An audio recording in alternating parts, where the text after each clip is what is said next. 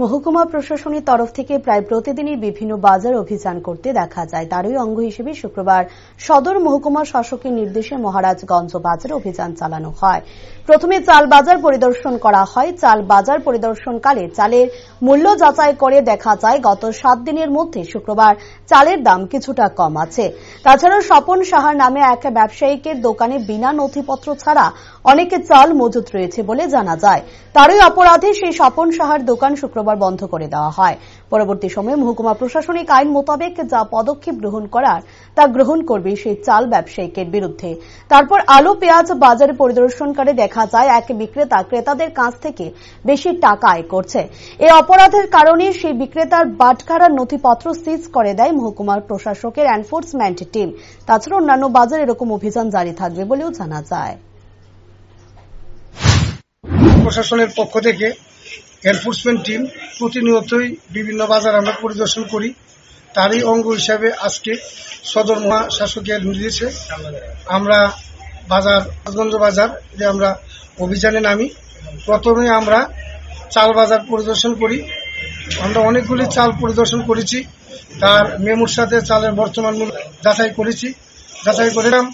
এক সপ্তাহে চালের যা দাম ছিল তার থেকে আজকে কুইন্টাল প্রতি 50 টাকা কমছে এবং এটা চাল বাজার ব্যবসায়ী সমিতিরই সেটা ভাষ্য। একটি চালের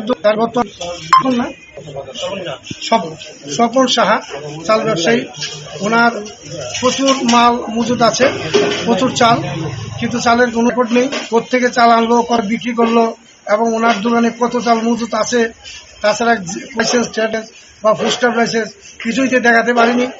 তো তারই অপরাধে আমরা তার দোকান আজকে আমরা ক্লোজ করি এবং মহকুমা শাসকের কাছে আমরা বিস্তারিত রিপোর্ট দিব। মহকুমা শাসক ওনাকে দেবে, আইন মোতাবেক যা করা করবে। পরবর্তীকালে আমরা আলু পেঁয়াজের দোকান আমরা পরিদর্শন করলে আমরা একটা দোকান দেখলাম যে তারা কাস্টমার থেকে 45 টাকা 50 টাকা চায়, সেটা খুবই অপরাধ। তারই ইয়েতে ওনাকে আমরা জেরা করলাম। জেরা করে ওনার যে বাটখারার যে কাগজটা সেটা আমরা সিজ করলাম। কেননা যদি ওইটা সিজ না করি তাহলে উনি আমাদের অফিসে যোগাযোগ করবে না। আর যেহেতু এটা খোলা শেডের মধ্যে, সেটা বদ্ধ করারও কোনো উপায় নেই, তার জন্য আমরা বাটখারার কাগজটা সিজ করলাম। পেঁয়াজ ব্যবসায়ীর সাথে কথা হয়েছে, তারা বলছে 35 থেকে 40 মধ্যে তারা পেঁয়াজটা রাখবে এবং তারা এইভাবে বিক্রি করছে। তো আরো আমরা বিভিন্ন বাজার ঘুরে দেখছি, দেখা যাক কি হয়।